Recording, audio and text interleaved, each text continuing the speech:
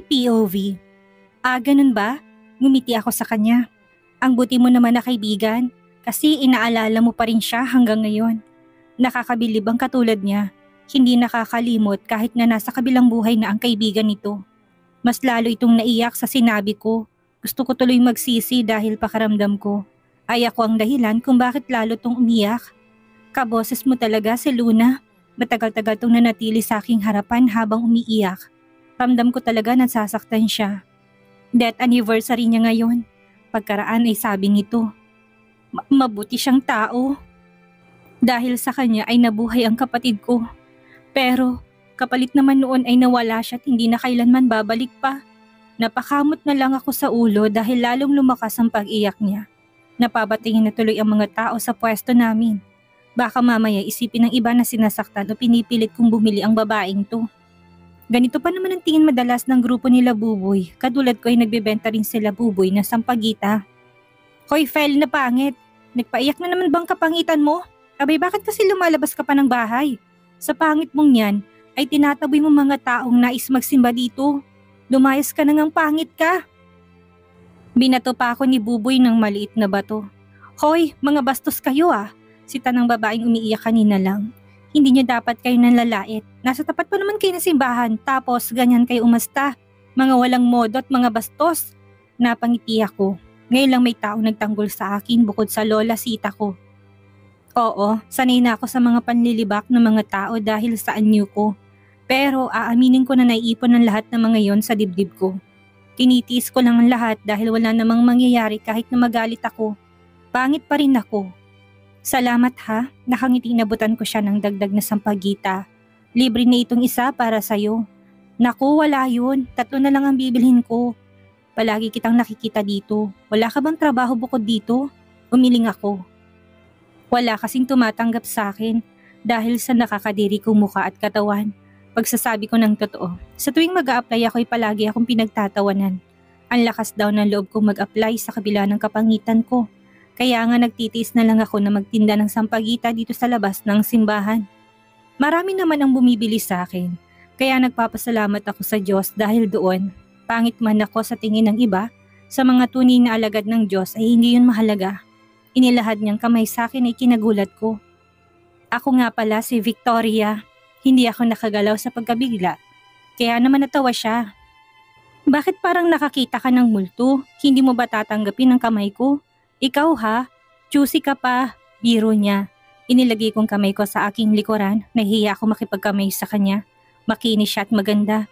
Hindi katulad ko na magaspang ang balat dahil sa napakaraming peklat, sanhi ng sunog. Hindi ko inaasahan na kukunin niyang kamay ko at siya mismong humawak sa kamay ko.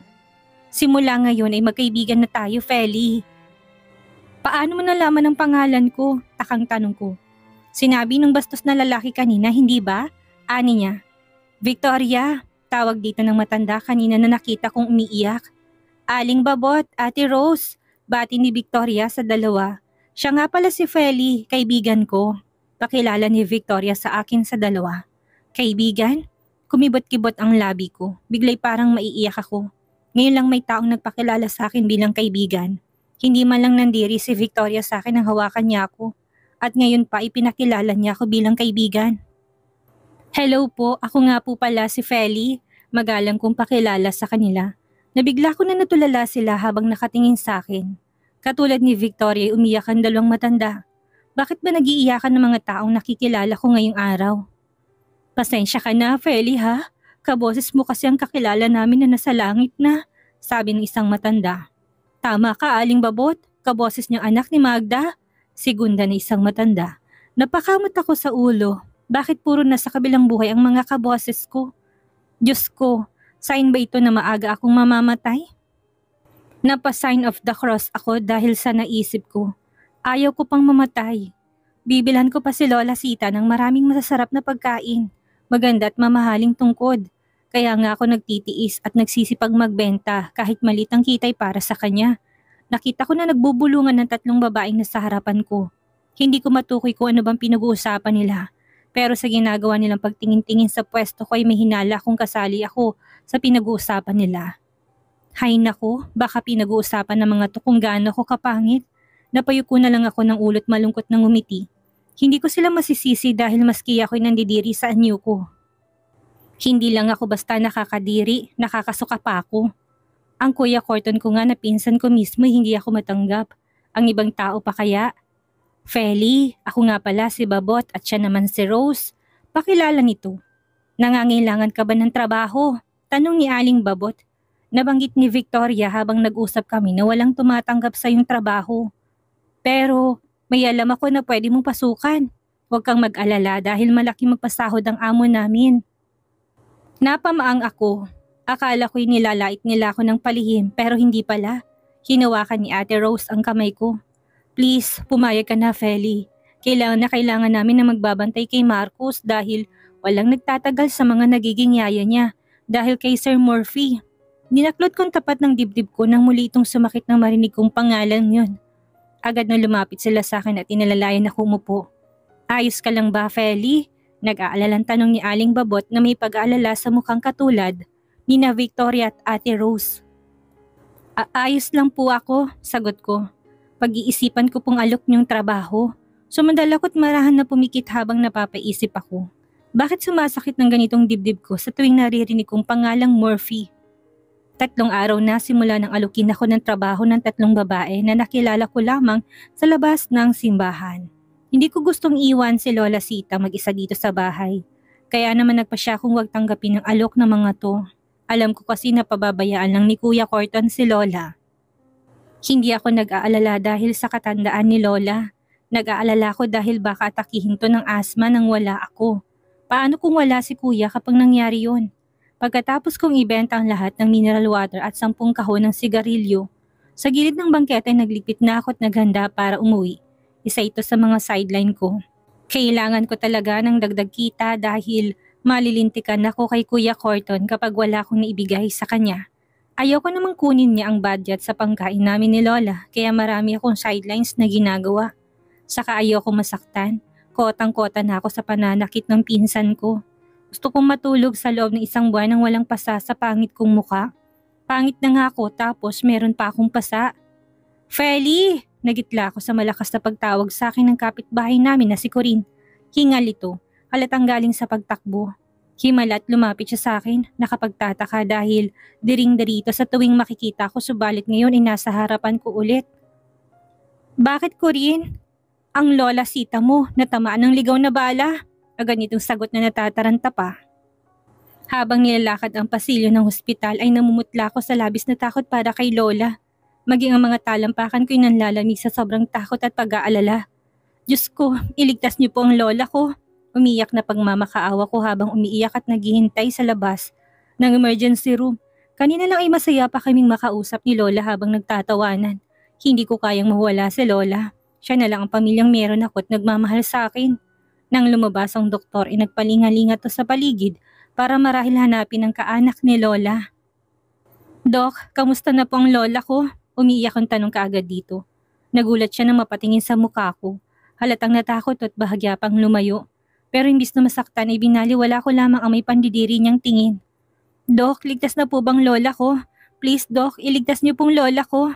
Kahit ano gagawin ko basta wag mo siyang pababayaan. Pagmamakaawa ko habang patuloy sa pag-iyak, tumikim ang doktor bago nagsalita. Sa ngayon ay ligtas ng Lola mo, miss. Pero kailangan niyang muling sumailalim sa operasyon para tuluyang maalis ang bala sa ulo niya. Delikadong operasyon at nangangailangan ng malaking halaga. So brace yourself and prepare the money para masagawa na kaagad ang operasyon sa kanya. Dahil kung patatagalin pang operasyon ay tsak na malalagay sa panganib ang buhay niya. Mahabang litanya ng doktor, nanlumo ko sa aking narinig. Lalo na nang sabihin nito ang estimated price na kakailanganin namin para sa operasyon. Saan ako kukuha ng 1 milyon? Mas mahirap pa kami sa daga. Wala akong ginawa ko hindi umiyak na umiyak. Sinubukan kong umutang sa mga kakilala subalit maski sa'y walang nagpautang sa akin. Hoy pangit, nasan ang pera ko? Bungad ni Kuya Corton na kararating lang. Pabagsak pa tong naupo sa luma naming silya at saka binuksan ng kaldero. Anak ng, bakit walang ulam?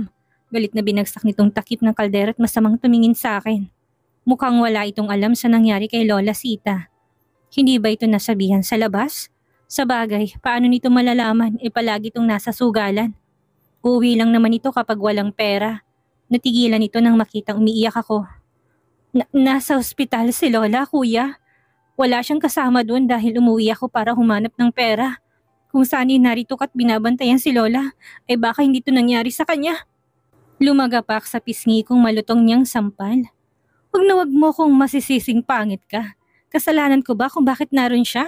Dinampot nitong kaldero at binato kaya napapitlag ako sa gulat. Galit niya akong tinignan na para bang gusto niya pa akong saktan kaya napatayo ako at lumayo sa kanya. Ikaw ang malas sa pamilyang ito, kaya walang ibang dapat sisihin ko hindi ikaw. Minamalas kami dahil sa kapangitan mo. Bulyaw nito bago tuluyang umalis. Nangihina na napaupo ako habang patuloy sa pag-iyak. Wala talagang asahan sa pinsan ko. Nakakalungkot isipin na wala itong pakialam, hindi lamang sa akin kung hindi maging kay Lola. Hindi man lang ito nagtanong kung maayos na bang lagay ni Lola. Nakakasama ng loob. Isa na lang ang naisip kong paraan para magkapera. Yun na ang pumasok sa trabahong inaalok sa akin. Ang sabi ay malaki daw ang sahod.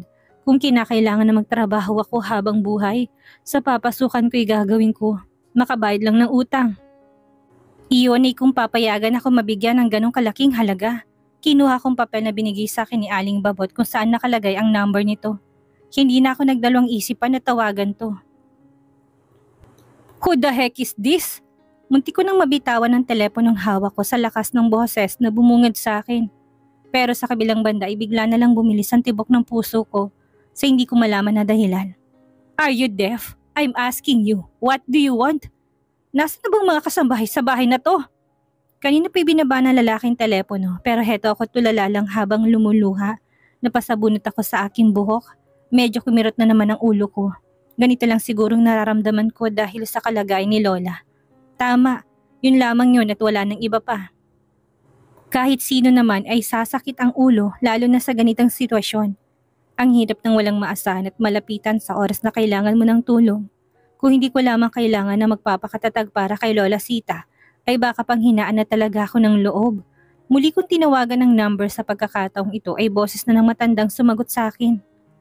Hello po, pwede po bang makausap si Aling Babot? Pakisabi po na ako si Feli. Agad na pinutol ako ng masayang tinig nito. Feli, ikaw pala! Pinag-isipan mo na bang trabahong inaalok namin sa'yo? Mumuga muna ako ng hangin at nag-ipon ng lakas ng loob. Aling Babot, ang totoo po niyan ay kailangan ko ng pera. Nasa ospital pong lola ko. Makikiusap sana ako na kung pwede ay mag-cash advance na muna ako. Kakapalan ko ng mukha ko. Para kay Lola ay gagawin ko lahat. Pangako po, kahit habang buhay na ako magtrabaho dyan ay gagawin ko. Magsisipag po ako sa trabaho at sisiguraduhin ko na hindi kayo magsisisi na tinanggap niyo ko. Desperadang sad ko. Magpunta ka sa address na ibibigay ko sa'yo. Sasamahan kitang makiusap kay sir. Emotional ako. Hindi dahil sa lungkot ko, hindi dahil sa sinabi ni Aling Babot. Akala ko'y madidismaya to dahil hindi pa ako nagsisimula sa trabaho ay bala ko na kaagad mag-cash advance. Pero hindi pala, sasamahan pa ako nito na kausapin ng amo nito. Ibig sabihin na may chance na makapagbali ako ng pera. Huwag ka na munang magsaya, Feli. Baka hindi ka makakash advance. Kapag nalaman na magiging amo mo kung gaano ka kalaki ang pera na babalihin mo. Pakalin ng utak ko. Biglang nanghina ako sa naisip. Nakalimutan kong hindi nga pala ako natatanggap dahil sa kaanyuan ko. Paano kung magbagong isip na magiging amo ko na kunin ako sa oras na makita nitong mukha ko? Pinahid kong luha na naglanda sa pisngi ko. Hindi ko dapat isipin to't hindi dapat ako mawala ng pag-asa. Bago magpunta sa address na ibinigay sa akin ni Aling Babot, ay dumaan na muna ako ng ospital para bisitahin si Lola. Lola, huwag kang mag-alala dahil gagawa ako ng paraan para maoperahan ka. Wika ko bago siya iniwan. Nagmamadali kong nilisan ang kwarto niya dahil hindi ko kayang makita tong walang malay na tila lantang gulay sa higaan.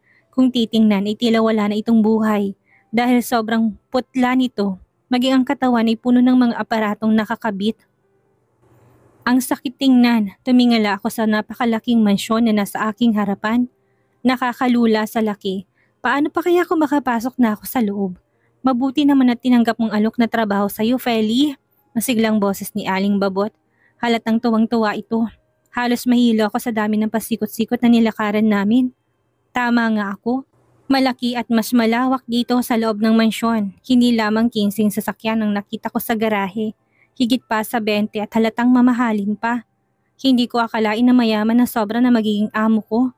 Alam kong hindi lang ito basta mayaman dahil base sa nakikita ko sa paligid ay lahat ng gamit ito'y pawang mamahalin. Baka nga hindi lang lilibuhin ang presyo ng mga gamit dito. Baka milyon pa. Nakakatakot magtrabaho at magkamali dito. Baka sa oras na makabasag ako ay dito ko na talaga gugugulin ang buhay ko sa mansyon na to. Nang huminto si Aling Babot ay huminto din ako. Biglang nangilabot ako dahil napakadilim ng parting dulong ito ng mansyon. Oo, madilim. Madilim na para bang ayaw ng sino man na narito ang liwanag. Kumatok sa malaking pinto si Aling Babot. Pero lumipas ang ilang minuto'y walang nagbukas ng pinto kaya napabuntong hininga to. Bumalik na lang tayo mamaya, Feli. Ani Aling Babot saka ako hinatak sa kamay. Muntik na ako mapatalon sa gulat na makarinig ng pagkabasag ng isang bagay. Hindi lang isa ang narinig kong pagkabasag kundi sunod-sunod na pagkabasag. Dinala ko ni Aling Babot sa kusina. Dito'y nakita ko si Ate Rose. Napansin ko na malungkot ang mukha nilang dalawa at parang naiiyak pa. Aling Babot, Ate Rose, ano po yun? Tukoy ko sa narinig ko. Nagkatinginan ng dalawa. Masanay ka na, Feli. Sa oras na magtrabaho ka dito'y araw-araw mo yung maririnig. Pumilig ang ulo ko dahil sa pagtataka sa tinura ni Ate Rose. Ganyan na palagi si Sir Murphy. Simula nang mamatay si Luna, ang asawa niyang mahal na mahal niya. Hindi niya matanggap na wala na ito at hindi rin niya matanggap na hanggang ngayon ay hindi niya nalaman kung sino may gawa nito sa asawa niya. Nagsimulang mangilid ang luha sa mukha ni Aling Babot. Baka sa pagkalungkot sa kulubot nitong mukha, maging si Ate Rose ay ganun din. Please, Feli, huwag kang aalis dito ha. Hindi na kasi namin alam kung saan maghahanap ng ipapalit sa'yo. Sa oras na umalis ka, kahit ang mga agency ay ayaw nang magpasok dito dahil wala pang isang linggo'y kagad na nagsisialis sa mga pinapasok nila dito. Wala pang isang linggo ay umaalis na? Marahas ako napalunok sa sinasabi ni Ate Rose. Hindi kaya dahil nananakit ang magiging amo ko? O kaya naman ay nawawala nito sa katinuan? Napapitlag ako sa gulat nang humawak si Aling Babot sa balikat ko. Huwag kang mag-alala, Feli. Mabuting tao si Sir. Hindi siya nananakit kaya ipalagay mo loob mo. Nakahinga ako ng maluwag. Mabuti naman po. Sinabayan ko ng tawang sinabi ko para itagong kaba sa dibdib ko. Sa tingin niyo po ba, papayag siya na mag-cash advance ako ng 1,000,000? 1,000,000? Magkasabay na tanong ng dalawa. Hindi ko napigil ang masaganang luha na naglanda sa aking pisngi habang sinasabi sa mga itong sitwasyon na meron ako. Pangako, hindi ako aalis dito at magtatrabaho habang buhay. Sa oras na gumaling si Lola, marunong po akong tumupad sa usapan. Sana po'y pumayag si Sir sa pakiusap ko. Natigilan ako at nagyuko ng ulo nang biglang may maalala.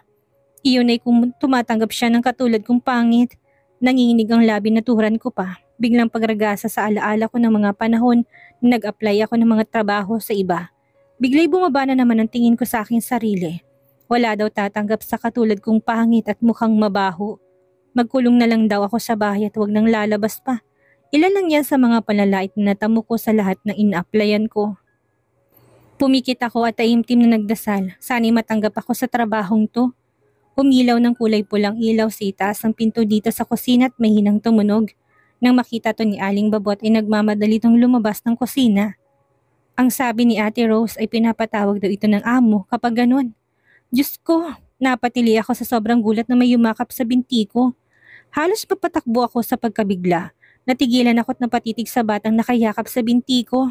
Biglang pagsikdo ng dibdib ko habang nakatitig sa kanya. Naku, pasensya ka na kung nagulat ka, Feli ha? Lumapit si Ate Rose sa bata at kinarga to. Siya ang aalagaan mo sa oras na magsimula ka na dito. Siya si Marcus, ang anak ni Sir. Paliwanag niya sa akin, subalit wala sa mga sinabi niyang atensyon ko kundi sa batang karga nito. Monster! Humahagikik na sabi ng bata na para bang natutuwang makitang kapangitan ko. Sanay akong nilalait kapag narinig ko mga sinasabi ng ibang tao na hindi magandang nagbibingi-bingihan ako. Pero bakit ganito? Bakit umiiyak ako ngayon? Mas malala pang ang sinasabi sa akin ng iba pero hindi naman ako umiiyak ng ganito. I like you, monster! Muling wika ng batang may kulot na buhok, matambok na pisngi, napakaputing bata, matangos at maliit na ilong, mapulang labi at kulay abong mga mata. Marcus, hindi siya monster. Ano ka bang bata ka? Tumingin sa akin si Ate Rose at tumingin ng pasensya. Pasensya ka na, Feli ha. Mapang-asar lang talaga tong si Marcos kahit 2 taon pa lang siya. Pero mabait tong batang to. Namana niya sa mami niya. Tumingin si Ate Rose kay Marcos at tinuro ako. Umiiyak na tuloy si Ate Feli mo. Ikaw kasi inasar mo siya. Mag-sorry ka sa kanya. Medyo pagalit na utos ni Ate Rose. Akala ko hindi susunod ang paslit kay Ate Rose. Paano tumingin na muna to sa akin ng seryosong muka? Pero pagkaraan ng ilang sandaling ngumiti siya sa akin. Bigla tuloy gumaan ang pakiramdam ko. Hindi ko maintindihan ang sarili ko. Bakit pakiramdam ko'y pamilyar ang mukha niya sa akin? Lalo ng kulay ng kanyang mga mata. Sorry po, Mamster. Nabigla kami ni Ate Rose nang hilahin itong dulo ng manggas ng t-shirt na suot. Gusto nitong magpakarga sa akin. Nagustuhan ka ni Marcos, Feli. Salamat naman at may nagustuhan din siyang yaya sa wakas. Nakahinga ng maluwag na saad ni Ate Rose. Halatang natuwa ito sa inasal ng bata. Parang naistatwa ang katawan ko. Lalo na isandal ni Marcos ang ulo sa dibdib ko. Biglang paghaplos ng mainit na pakiramdam sa puso ko. Pinigil kong huwag maiyak dahil hindi na yun tama. Bakit ako iiyak, hindi ba? Anong dahilan? From now on, you will be my momster, ha? Mami ko na ikaw? Nahinang usal ni Marcos. Halatang inaantok na ito dahil humihikab ito. Hindi ako makapaniwala na 2 taon pa lang ang batang ito. Kung magsalita ay daig pang isang matanda. Nakangiting nakatingin sa amin si Ate Rose. Alam mo, ngayon lang natulog si Marcos sa bisig ng ibang tao. Nagtaka ako sa sinabi niya. Kung ganun pala ito ang unang pagkakataon na natulog to sa bisig ng iba at sa akin pa. Ang masayang ngiti sa labi ni Ate Rose ay nabura. Biglang nagsimulang mamulang mga mata nito. Gusto ko sanang magtanong kung may problema ba nang dumating si Aling Babot. Halatang masaya to. Feli, tanggap ka na. Si Sir na daw ang bahala sa lahat ng gastusin ng lola mo sa ospital. Maging ang lahat ng kailangan paglabas ng ospital ay sasagutin niya. Nilapag nitong papel sa mesa. Basta pumirma ka dito na hindi ka aalis hanggat hindi mo natatapos bayaran ang perang binali mo. Natigil sa pagsasalita si Aling Babot. Napaawang ang labi nito nang makita si Marcos na natutulog sa bisig ko. Ang pagkabigla sa mukha na matanday na palitan ng ngiti. Halatang gusto ka ni Marcos, Feli. Tama ang desisyon namin na ipasok ka dito. Napangiti na lang ako sa sinabi niya. Hindi ko rin akalain na may batang magugustuhan ako. Sa kabila ng kapangitan ko, lahat kasi ng bata sa lugar namin ay nagtatakbuhan kapag nakikita ako. Kumalat pa nga sa aming lugar na isa daw akong aswang na kumukuha ng mga bata sa kabilugan ng buwan para kainin. Pero itong si Marcos ay nilapitan ako. Hindi lang yun, nagpabuhat pa to at natulog sa bisig ko. Parang gusto ko na naman tuloy na maiyak. Sinundan ko si Ate Rose para dalhin sa kwarto si Marcos. Nagtaka ako dahil malayong kwarto ng bata sa kwarto ng daddy niya. Parehong nasa magkabilang dulo ang kanilang mga kwarto. Dahan-dahan ko nilapag sa ibabaw ng kama si Marcos. Umupo ako sa lapag habang nakatitig sa kanyang mukha. Hindi ko napigilang laruin ang kulot niyang buhok. Kanino kaya nito naman ang kulot nitong buhok at kulay abo nitong mga mata? Sa mami ba nito? Sa daddy? Kinain ng kuryosidad ang dibdib ko. Biglay gusto ko makitang daddy na magiging alaga ko. Tumayo ako para umalis na sana kaso pinigil ng maliit na kamay ni Marcos ang kulubot kong kamay. Momster, I like your voice. Can you sing a song for me like a mother do to their child before sleeping? Humihikap nitong tanong habang namumungay ang mata sa antok. Hindi nakaligtas sa aking mga mata ang pagkasabik sa mukha ng bata. Nakaramdam akong bigla ng awa sa kanya. Naalala ko na patay na nga palang mommy nito. Marahil ay sabik ito sa mga ganitong bagay. Pero nabibilib ako sa kanya. Ang late-late na bata pero tuwid ng magsalita at parang hindi 3 taon lang. Marcos, Feli na lang ang itawag mo sa akin o kaya naman ay ate. Nope, mas gusto ko po ang momster. You're my mommy and my monster too. Gate nito sa maliit na tinig. Napailing na lamang ako. Hindi pa naman ako magaling kumanta. Hindi rin magandang boses ko. Hay naku, bahala na. Tumikim ako at nagsimula ng kumanta. Hindi mo alam, dahil sa'yo'y ako'y hindi makakain. Hindi rin makatulog. Nalukot ang mukha ni Marcos. I don't like that song, Mamster. Napakamot ako sa ulo. Kinakanta ng mga lasenggero palagi ang kantang ito sa amin, kaya naman nakabisado ko na. Wala na akong alam na kanta bukod dito. Tumabi ako sa kanya, tinaplos ang noo niya hanggang sa kulot niyang buhok. Hindi ko na yata kailangan pang kumanta dahil nakita ko nang nakatulog na siyang muli. Napakagwapong bata, isip-isip ko habang nakatitig sa mukha nito. Ano kayang mangyayari ngayong nasa pamamahay na ni Morphe si Feli? Anong mangyayari sakaling makita at marinig ni Morphe ang boses ni Feli? Sa malalaman ay magkakaroon kaya ng pag-asa sa puso ni Morphe. Yan ang ating aalamin sa susunod nating kabanata.